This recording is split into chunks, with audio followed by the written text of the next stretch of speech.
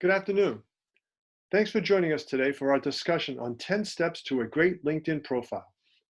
I'm Michael Marr from Davis Connects. Most of what we'll talk about today is how to create a profile that is, one, compelling to the profile visitor, and two, makes you easy to find by hiring managers, recruiters, classmates, peers, friends, or anyone else you want. LinkedIn is important to you because it has over 660 million worldwide users. 90% of recruiters use LinkedIn to vet candidates, and it helps make you findable on Google. Let's start with a quick overview from LinkedIn.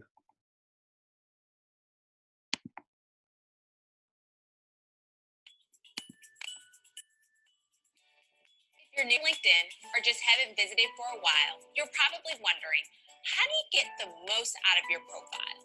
As a LinkedIn employee, I often get asked, what makes a profile stand out? Whether you're hoping for companies to discover you or for colleagues looking to connect, there's a couple of things that you can quickly do that will make sure your profile gets seen.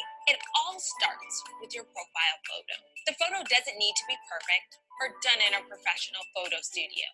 Just a picture of you, not a vacation photo, picture of your lunch, or of you doing a headstand. So you've entered your current job title and the industry you're working in. Great. Those are the big ones. But it's actually your summary that's the number one thing recruiters look at. One or two sentences is enough. It's great to include your professional experience, but don't forget to cover your education too. That way you can easily connect or be found by old college friends. You never know where they could be now. The last tip I've got for you is skills.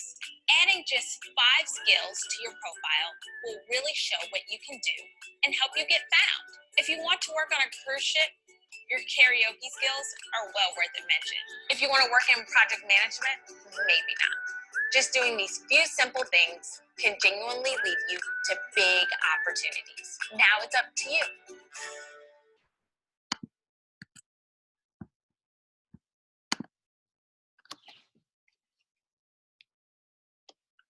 So these are the 10 areas we're going to cover today. Largely, they're shown in order of how they display on your LinkedIn profile. Creating all this for your profile should take about 30 minutes once you know how. First is your photo. Photos are really, really important. According to LinkedIn, photos make your profile 14 times more likely to be viewed. Dress professionally, look friendly and likable, meaning the photos on the left are the style we recommend, not the ones on the right. And your face should take about 60% of the frame. Number 2 is headline. Your headline needs to be short, informative, and compelling. 1 to 3 lines under your name, who you are, what you do, how you can help. Industry keywords are pretty important too. Whatever you do, do not use the default LinkedIn version of a headline because it's really weak.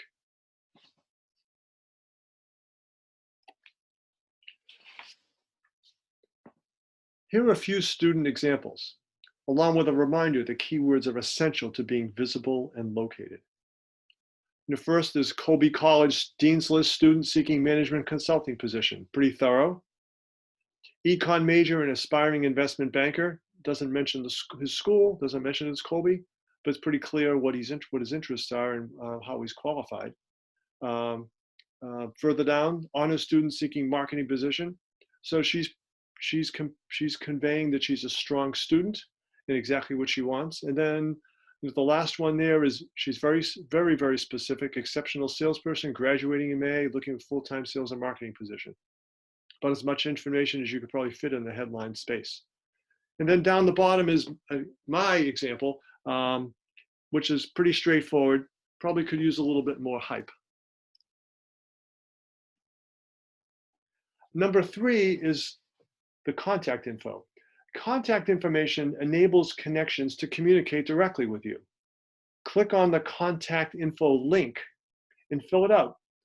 Phone number, websites, birthday, Twitter handle, an email. Your sign up email is already in there by default, but you can change that. Down the bottom is your custom LinkedIn profile URL.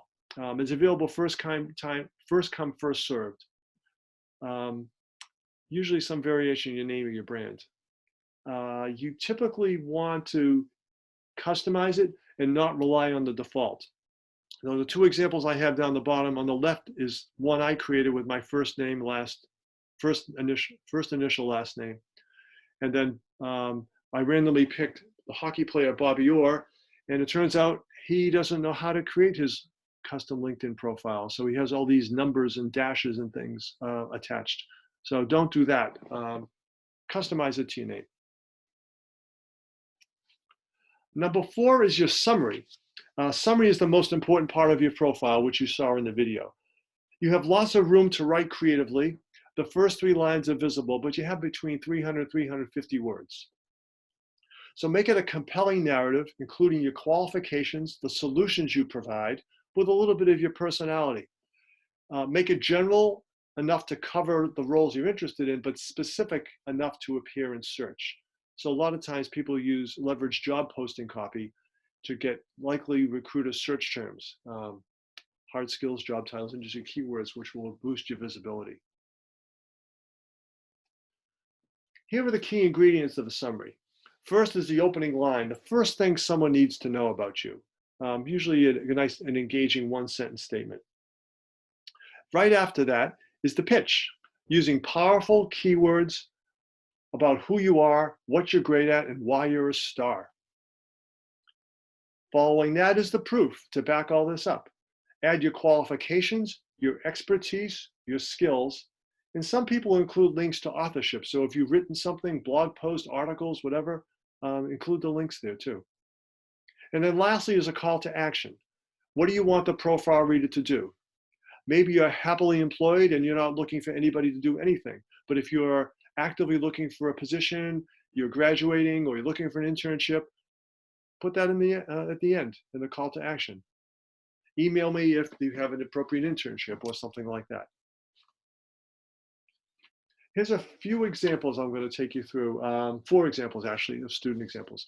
The first one here is an Asian studies student who wants to work in marketing in Japan. She's very specific about that in the first paragraph. Then she dives in the second paragraph into her academic situation. She's a senior, what she majored in, she's graduating, good solid GPA, things she did to acquire proficiency and make her qualified. And then she ends up with a number of extracurricular activities that show her initiative, interest in being active. She talks about her writing skills, something that an employer might like to see, that someone is that active on campus in many activities. Number 2 is an example from an econ student interested in marketing. He's very direct about wanting an internship right up front. Talks about what he has a passion for, and then lists his specialties, what he's interested in and very good at, on bullet points there. So very, very succinct and right to the point. Example number 3, here's an ES student with relevant international experience. She starts off with a quote to sort of establish her values. And then she dives into who she is, and then talks about her study abroad program and the relevant experience she got for those roles that she's interested in pursuing professionally. She mentions her language and communication skills. And then down the bottom, although we had to truncate it for the slide, she talks about what her personal interests and causes are. And the fourth and last example of a summary is an education student who starts off with a story about how he became interested in education. In the second paragraph, he talks about how he was active in gaining experience even in high school, and then later on. Talks about what he loves about it, and then finishes up about his Colby experience, what he's been doing outside the classroom locally, and then what he really wants to do with his career. Number 5 is work experience. So the first thing you want to do is link your personal profile to the company LinkedIn page. So if you work for Dell Computer, for example, link your profile for that job, the entry for that job to Dell specifically. If a company is not well known, maybe add a little bit of a company description. And if for some reason your company doesn't have a LinkedIn page, that would be surprising, but you can just list the company name. Write a specific job title, not the one on your business card or necessarily on your job offer. You can check other profiles for how industries phrase it. But sometimes a business card title will say intern or manager, and that's all there is to it. And for LinkedIn, you want something more specific. The example here, using e-commerce marketing manager responsible for 20 plus million in sales, is pretty robust. You don't have to be quite that extreme. Make your work experience succinct. Don't copy the resume. Typically, people write their work experience either in a sentence, one sentence prose summary, or in a few bullet points. Some people do both, but usually people take it one or the other. I highly recommend you reference other profiles for industry keywords and phrases.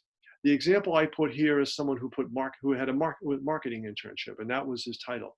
If it was more specific, if he was working in social media or maybe doing something more technology driven, then you could change from marketing intern and make it more specific, social media intern or marketing technology intern or something like that. So don't feel wedded to the specific title that you were hired for. Make it descriptive. Here's another example of short summary sentences for 3 different jobs by a student. Not wordy like a resume, so that's exactly the right way to go. The bottom 2 are pretty good. The first one seems a little too succinct, a little weak to me. I thought I could elaborate more, but here's just an example of writing sentences instead of bullet points like the examples I showed you on the prior page. So step number 6 is education. So education descriptions tend to be succinct as your career advances, and you tend to elaborate more when you don't have as much work experience. So on this page, coursework matters more for you than, say, for Barack Obama. But you want to list your school, your degree, and your major, because it helps alums and organizations who are recruiting at Colby or want to recruit at Colby. The school name lets classmates reconnect or share opportunities. Certainly list Colby, but any other schools that are important to you, like your prep or your high school, who might have a strong alumni network that you want to stay in touch with. Include academics, GPA, coursework, awards and honors, or extracurricular activities, which we'll get to a little bit later. Section 7, or step 7, is skills and endorsements. So skills can significantly boost your profile views, 17 times more profile views according to LinkedIn, if you have at least 5 skills. LinkedIn recommends 5 to 10. Third parties, if you read them, will say 25 to 30. I think you're probably fine at 10. But it's really important to put them in here and rank order your skills, because the first 3 tend to be highlighted the most. Here's some examples of skills employers like to see, and you should potentially highlight if they're applicable to you. So there's analytical, communications, tech skills, maybe business skills, management, whatever is authentic to you. But these are just some good examples of 6 that employers typically say they'd like to see. Now, skills endorsements can be given by any visitor to your profile with just one click. Visitors to your profile are encouraged to endorse skills for contacts. So if I'm one of your contacts and I come to your profile page, I will be encouraged to endorse you for a specific skill. You have control over which ones are seen. You can control and manage them, remove them. You can opt out. You can stop being notified for them. But when a skill's endorsed, you're more likely to be discovered for related opportunities. LinkedIn displays the endorsements applicable to the person viewing the profile. So the viewer will see endorsements by mutual connections or people with the same skill expertise, and they will be prompted to endorse skills that he or she might have based on their profile. Here's an example of skills endorsements from my own profile. The three that are top are integrated marketing, digital marketing, and career development. And then all the others are listed below. There's more prominence given to the top three, and you can see the numbers next to each of them mention how many endorsements you have for each of those skills. I spent a lot of my career in digital advertising and marketing, so that's why I'm more heavily endorsed for those particular ones. And I will say, I never requested an endorsement. These are all because LinkedIn did the prompting. Number 8 is recommendations. So there are varying points of view on recommendations. LinkedIn says that profiles get 7 times more inquiries with a recommendation. I know plenty of people who never read these for anyone they hire or when they recruit. It really depends on who you ask about it. It doesn't hurt to have some recommendations, but it doesn't have to be a number 1 priority. You can request a recommendation. You can be requested to write one by somebody you know, or you could just proactively write one for somebody, a colleague, a business partner, or a fellow student. But recommendations are linked to the specific job where you work with that person. So it helps back up your profile claims. So the way it works is the connection responds to the request, writes the recommendation, you get notified, you have to accept it to be displayed. You can change your mind, you can hide them, you request revision if they weren't effusive enough. If you write a recommendation, but you change your mind later, you can revise or delete it, or you can delete one that somebody else writes for you because maybe it's not applicable as much. There are no limits to the number of recommendations you can request or give. And I just showed you below, I just gave you a screenshot of how these will often show up on someone's profile. Number 9 is interests. So the interests section displays what you are following. News sources, influencers, companies, schools, groups. If there's new content posted or shared by someone you follow, it gets displayed in your feed. If you're looking for new people or companies to follow, just use the search bar at the top of the page, or just watch your feed and seek out maybe that person to follow or the organization to follow. And then lastly, number 10 is, so these sections are optional, but you can enhance your profile by adding these if you have relevant information that augments your story.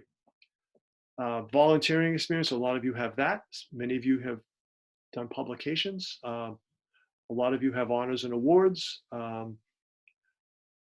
Have organizations that you might want to mention. You might have some language skills, courses that you took. Pick the ones that help boost your qualifications the most and use those. But you don't have, these are all optional, and you don't have to obsess over these particular sections. And that's lastly, as we wrap up, let's look at a checklist that LinkedIn provides for students. And this particular one, pretty good. A photo, I think it takes up 60% of the frame. A headline, econ major, aspiring financial analyst, pretty clear. A brief summary, shorter than some of the ones we just looked at, probably could do a little bit more with it, but it's pretty succinct and straightforward. Senior at Berkeley, et cetera, et cetera. Work experience, he took the approach of writing a 1-sentence summary, no bullets. So still well done, very, very succinct. And then lists organizations he belongs to. Further down his profile, education, again, very succinct. Volunteer experience with Big Buddy, skills and expertise, lists 5 here. That's the minimum that LinkedIn pushes. Honors and awards, coursework, mentions projects, and then finishes off and has recommendations. So here we covered all these 10 elements, and those are the 10 steps, all you need to do really to get your LinkedIn profile in terrific shape. LinkedIn has tutorials on each of these, and there are tons of videos available on YouTube or elsewhere online that probably are better than some of LinkedIn's. A lot of times there are third parties who dive deep into LinkedIn. So take a look, you'll see lots of videos if you want to explore any of these topics in great detail. For more info and help, you can reference the Davis Connects LinkedIn profile guide that's on Handshake under resources. And feel free to reach out to me or any Davis Connects advisor. We'd be happy to help you finalize your LinkedIn profile. Thank you for attending. And here's kind of a funny example of someone turning unemployment into something compelling. So it just shows you how amazing LinkedIn can be. Now I'll stop and I'll take any questions.